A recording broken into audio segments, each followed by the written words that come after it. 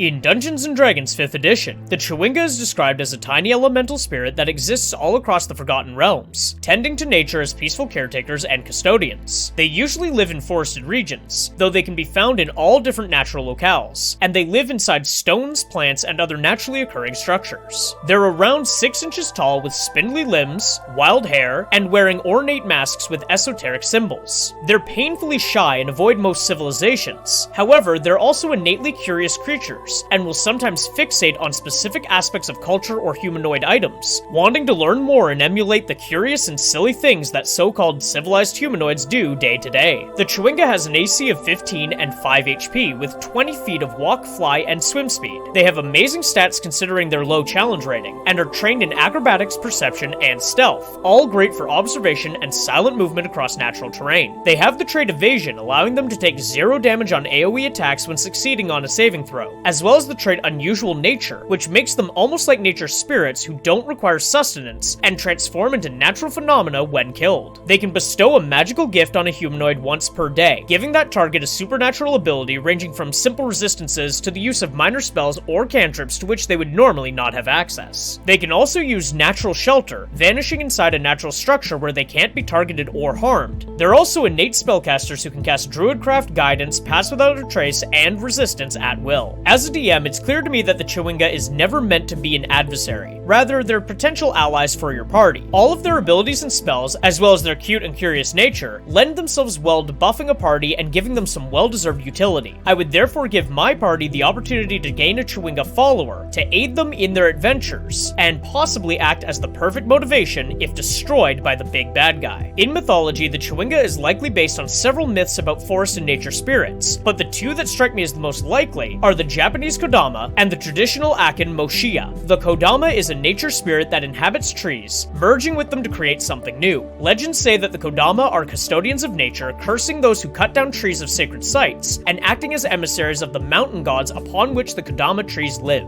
They're also commonly depicted in their true forms as small, doll-like creatures fascinated with humankind. Meanwhile, the Moshia of Akan lore are forest-dwelling nature spirits in what is now known as Ghana. These fairy-like creatures are a subgroup of the Abozum, intermediary spirits and enlightened souls of the dead. They're typically described in mythology as dwarf-like, no more than 1 foot tall with curved noses, yellow skin, and feet that point backwards. They live in the jungle and communicate to one another via whistling, mimicking the sounds of birds. In comparing the monster to the myth, it's my belief that the creators of the Chwinga leaned heavily on the Akan Moshia for their look and abilities, as both are custodians of nature, small in stature, and generally associated with forests. In addition, the Chwingas are almost always shown as wearing masks similar to the ceremonial masks from different parts of Africa, further connecting to the myth. All of this, plus the Kodama's ability to live within trees, and their insatiable curiosity with humanoids, makes up the Chwinga, D&D's curious little forest spirit who loves you for who you are.